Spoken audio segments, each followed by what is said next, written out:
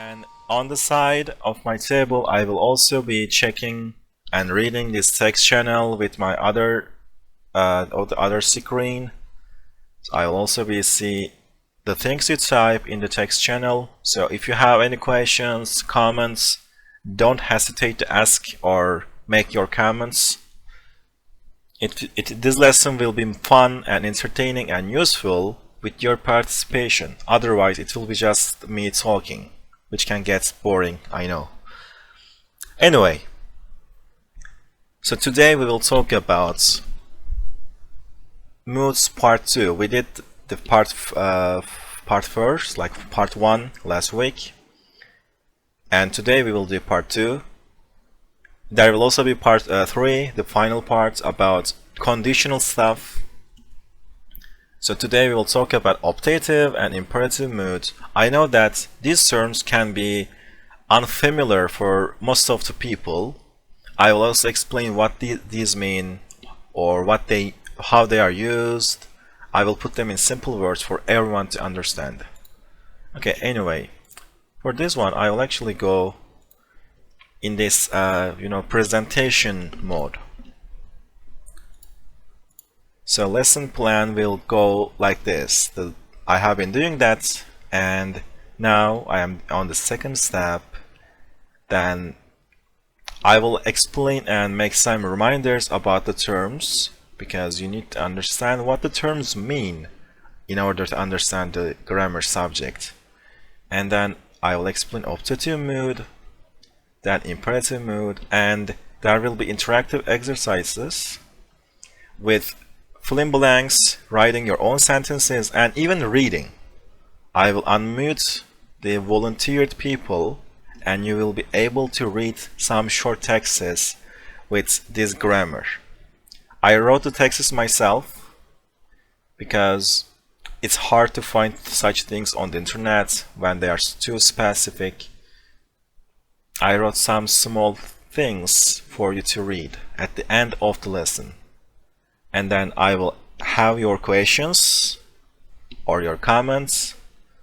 Then I will make some more reminders about the lessons, server, and homework, and the lesson will end.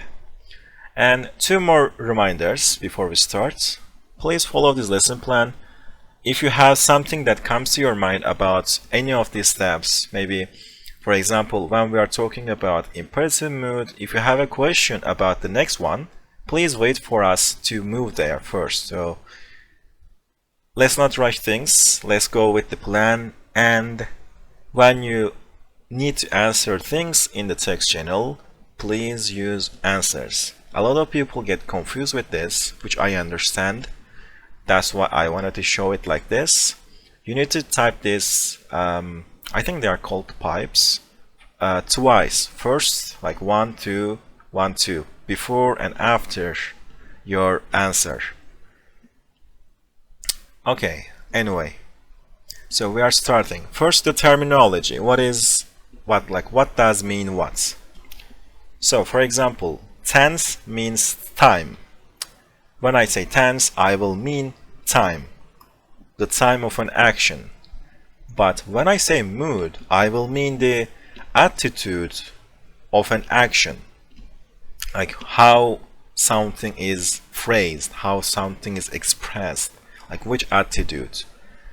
And that is our subject today. Normally we talk about tenses, but today we will talk about moods. And last week we also talked about moods. And then pronoun is person, but instead of calling someone by their name, we call them, he or she or they. So these pronouns, which are referred to the real people, are called pronouns. And conjugations, these are changing endings based on the person, mood, or tense. When there's a combination of all of them, we change the endings. Turkish is an agglutinative language, which means every word has some endings. We glue suffixes, small parts, into independent words, and we change their meanings. Each ending changes the whole meaning, and that is called conjugation. Yeah, okay. And next part. So I made a full list of Turkish moods. Moods can be a bit more broad in English, but in Turkish we have 4 moods, and here's all of them. The first one is gereklilik. We call it gereklilik. We were talking about this last week, when you need to do something. Necessities. Wait, I realized there's a typo here. Yapmalıyım, exactly. This is a small typo, sorry. Oops. So, yapmalıyım. Sen yapmalısın. You should do it. O yapmalı. He or she should do it. Biz yapmalıyız. We should do it. Siz yapmalısınız. You guys, plural, or you sir, formal to show some respect. You sir or you guys should do it. And onlar yapmalılar. They, onlar should do it. This is necessitive. That was our subject last week.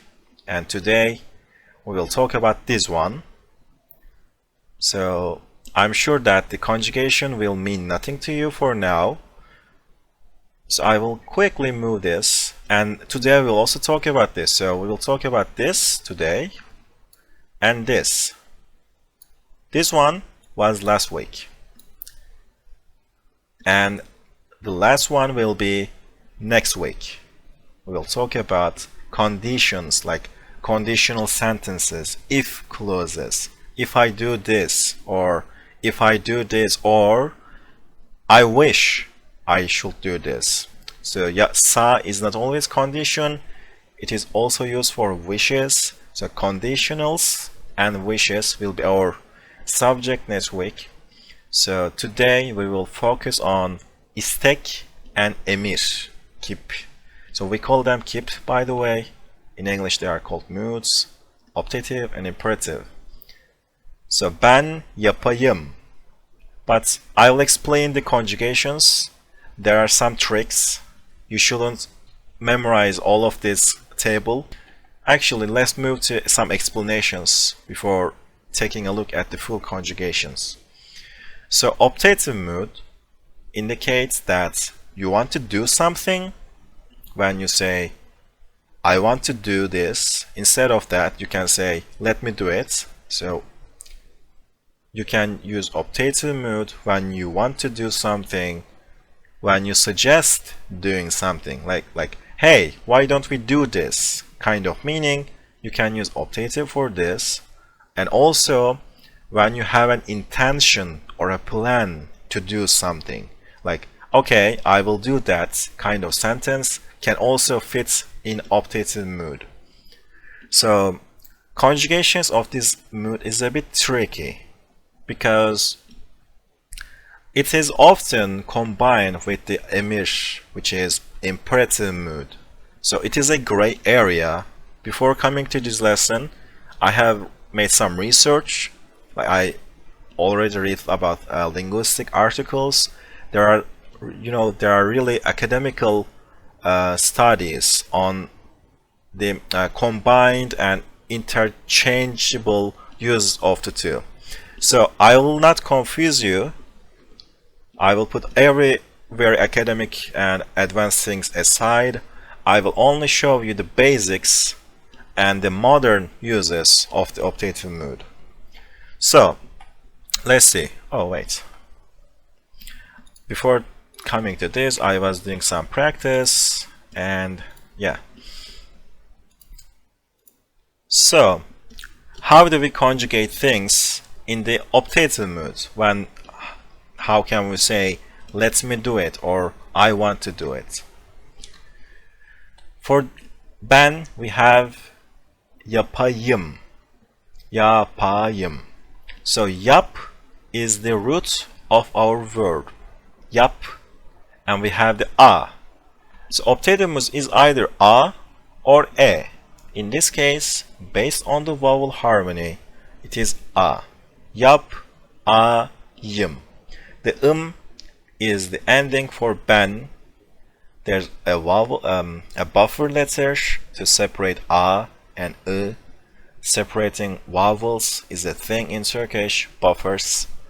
And for sen, it is yapasın. And for o, it is yapa. Biz yapalım, siz yapasınız, onlar yapalar. And that was the examples for a. So now let's see how to say it with a verb that contains e, the other type of vowel. So here comes another vowel, söyle. Also, the one thing you need to pay attention is this extra vowel. It's there because of the vowel in the root.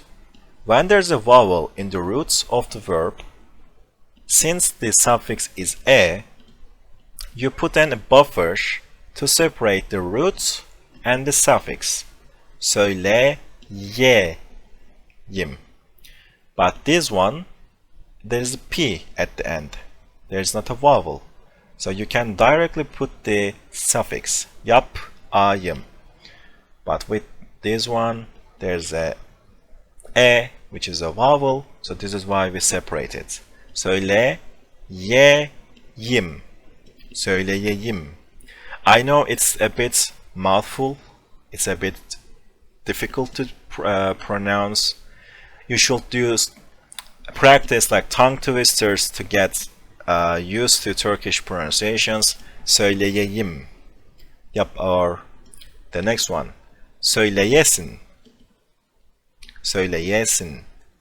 Söyleye, söyleyelim, söyleyesiniz, and söyleyeler. So, here is the trick.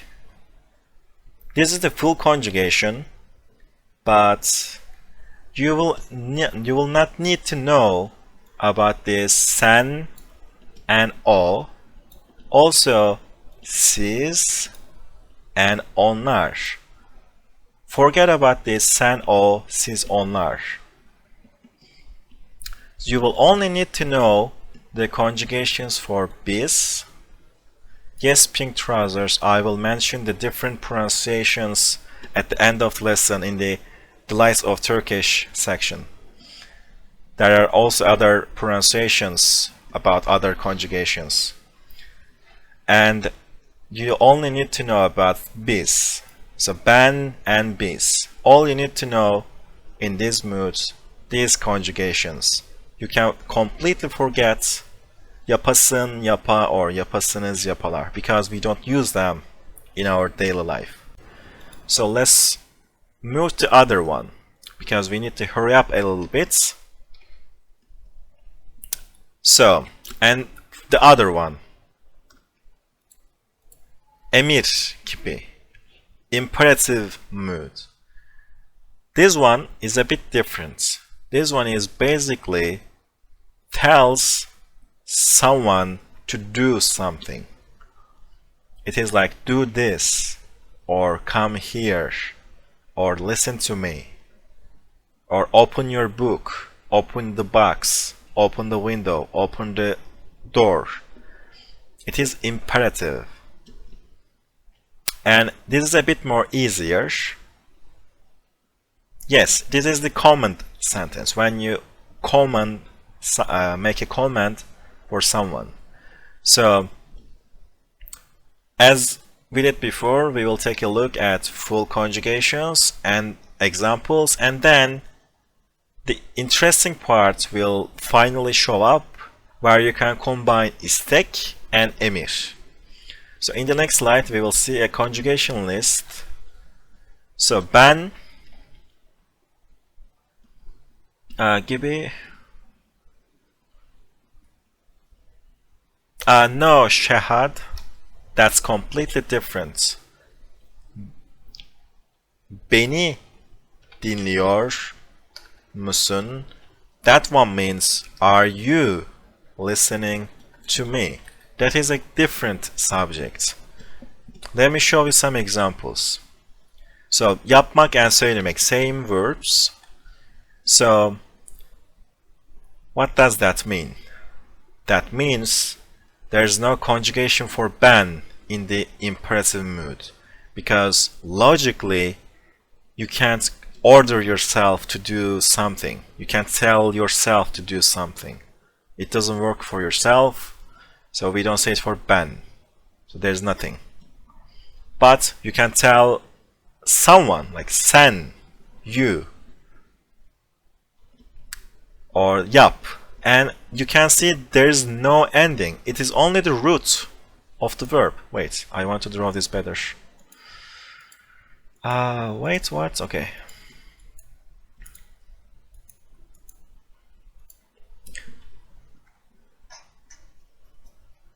Okay, and let me draw this quick better. Yap. You only use the root for sen. Sen, yap. And for o, you are taking this again, but this time you add this ending. You include this ending. O, yapsın. When you make a command for the third person, like him or her, you say yapsın. And biz, plural, but you can't order, or we can't order ourselves. So there is nothing again. And this time we didn't have any ending for sen, but we have this ending for siz. Siz yapın. And wait, siz yapın, onlar yapsınlar.